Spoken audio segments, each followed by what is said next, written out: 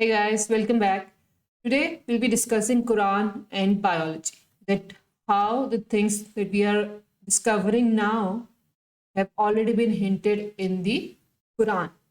I will be giving the reference of certain verses that will provide us the reference that the things that we are still discovering or we have already discovered, they were already mentioned in the surahs of Quran. So the first surah is the Surah Anbiya in the verse number 30. That we made every living thing from water. This verse is basically telling us about the composition of the living organism. That we know about 60 to 70% of the protoplasm is made up of the water, right? Now the question is, what do you mean by protoplasm?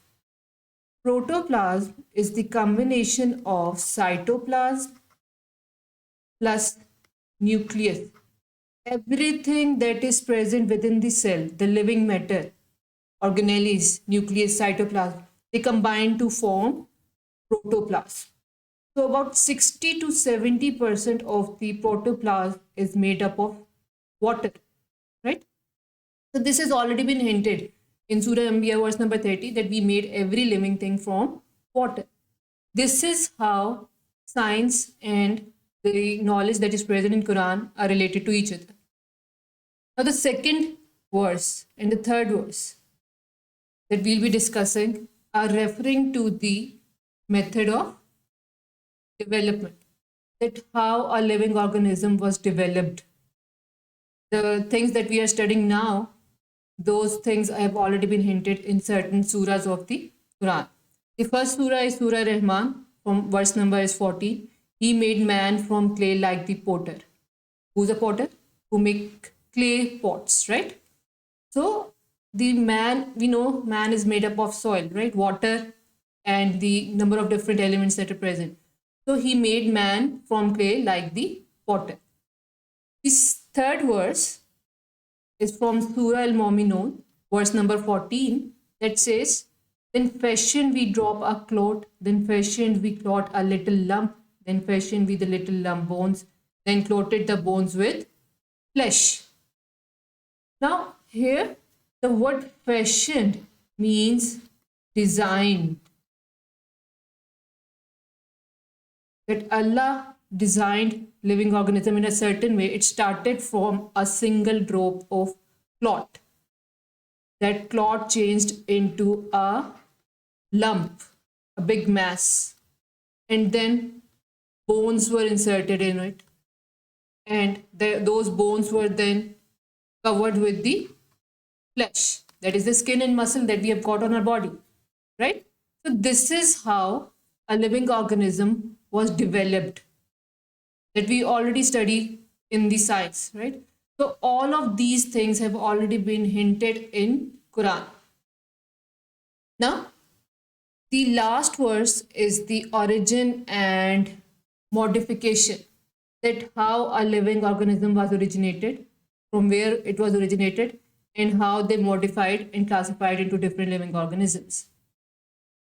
The verse is verse number 45, Surah Al-Nur. Allah had created every animal from water, that we have already studied in the verse number 1. This is the origin of living organism, that every single animal is made up of water, and it has been scientifically proven. And Quran has already said it, right? In Surah Al-Nur, verse number 45. That some of them creep over their bellies. For example, snails, right? Other walk on two legs. Most common example, human beings, we ourselves, right? Then, and others on four. Most of the animals, cows, buffaloes, cats, dogs, they walk on fours, on their fours, right? Allah creates what He pleases. This knowledge that was given in the verse 45 of Surah Al-Nur tells us three things. It tells us about the origin. It was originated from water. Then they modified from the lowest level to the highest level. They modified themselves. And the third one is the classification, which is the division of the organism into different groups and subgroups based on their characteristics, right? So the things that we already study in science or in biology specifically, these things have already been discussed in the Quran, have been hinted in the Quran. And we just have to look for it. These signs are already present there. Even the things which haven't been discovered right now, those are already been hinted in the Quran. So these are the four verses that the first verse told us the composition of the living organism, that it was 60 to 70% made up of the water. Then it moved towards the method of development, that how they were developed. They were developed from clay, just like a potter who makes clay pots, just like that, an animal or a living organism was made. And it started from a drop of clot, then it changed into a lump, and then bones were created, and then flesh was covered, then bones were covered with that flesh. So these were the method of development, and these were the hints given in the Quran. And last, it told us about the origin and modification and the classification of living organism, that how they developed from a smaller organism into a complete multicellular organism, and how they were classified into different groups based on their characteristics. So this was the relationship between Quran and science. Another topic, subtopic basically, that we'll be discussing today is the Muslim scientist. Number of Muslim scientists have been there who have played their role in the field of science, who have contributed towards the field of science. The three major that we'll be discussing today are Jabir bin Hayyan, Abdul Malik Asma'i, and Abu Ali Sina. One by one, I'll let you know about their contributions and what books have they written, from where they were. These were all been discussed today. The first one is the Jabir bin Hayyan from 721 to 815 AD. He was born in Iran, and then he continued his work in the Iraq. These were the two places. His major contribution is in the field of chemistry.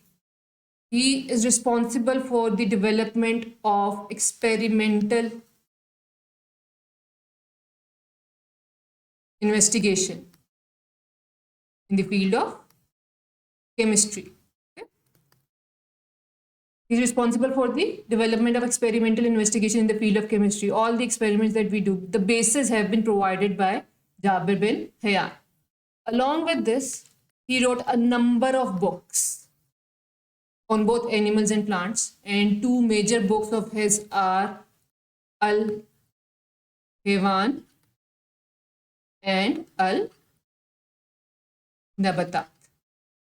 These were the two major contributions of the Jabir bin Hayyan in the field of science. Then came Abdul Malik Asma'i from 740 to 828 AD. His major work is the study of animal in detail. He studied animals in detail. And he also wrote number of books. One of the major book that he has written is Khalaq al-Insan. That is Arabic for obviously human beings. It is related to human beings. Other than that, he studied more animals like Al-Abil. What is Al-Abil? Abil is Arabic for camel, ऊंट. ऊंट को हमारे पास camel बोला जाता है, right?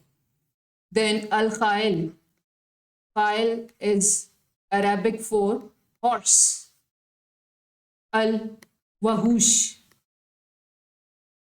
So these are the different number of books that he provided, and he studied animals in detail. These were the major contributions of Abdul Malik Asma'i. The last Muslim scientist that we are going to study is Abu Ali Sina from 980 to 1037 AD. He is known by the name of Avicenna in West. In West, he is known by the name Avicenna. He's got number of profession. He is a poet. He is an astronomer. He was a physician. He was a philosopher. So he contributed towards a lot of other fields as well. One of his major book is known as Al Qanun fi al Tib, also known as Canon of Medicine. He was the first person who founded medicine, who gave the foundation of medicine. And that is why his book is known as Canon of Medicine. So these are the three major Muslim scientists who contributed towards science. First one was the Jabir bin Hayyan, born in Iraq, studied medicine in born in Iran, studied medicine in Iraq. Then he gave experimental investigation in the field of chemistry, and he provided a number of books like Al-Hawan and Al-Nabatat. Then came Abdul Malik Asmai, studied animals in detail, and his famous books are Khalaq al-Insan, Al-Abil, Al-Khail, Al-Wahush. These are the major books that he provided. And the last one is the Avicenna, also known as Avicenna. He was a poet, astronomer, physician, philosopher, and his major book was Al-Qanun fi al-Tib, also known as Canon of Al-Qanun fi al-Tib, also known as Canon of Medicine. So these are the major contributions provided by the Avicenna. I hope both of these topics are clear. We first discussed the relationship between Quran and science, and then we discussed about Muslim scientists. If you've got any problem, let me know in the comment section. I would love to hear back from you. And subscribe to my channel, like it, share it, follow me on Instagram, and let me know in the comment section what is the next topic that you want me to discuss. Until next time, stay safe. Bye bye.